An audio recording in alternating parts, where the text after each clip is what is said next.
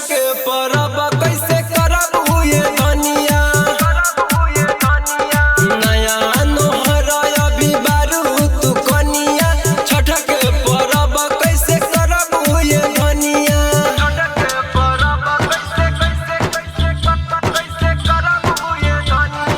DJ तारा जनम recording studio गो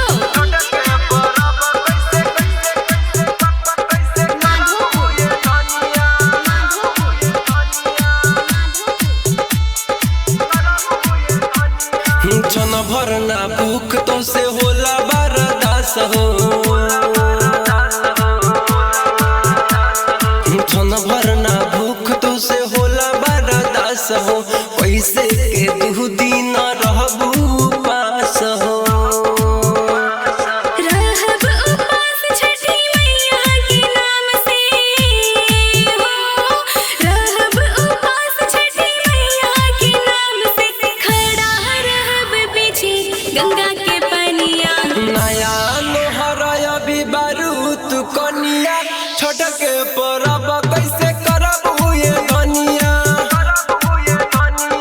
नया नोहर अभी बारू तू कनिया। छठ के परब कैसे करब हुए धनिया।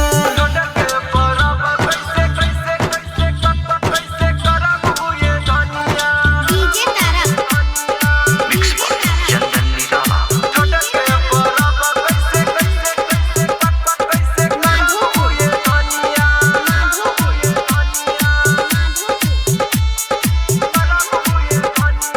सुन काजल बात रोहित के माना। सुन काजल बात रोहित के माना। ऐसे न बोल जोरी पवनी तू ठाना।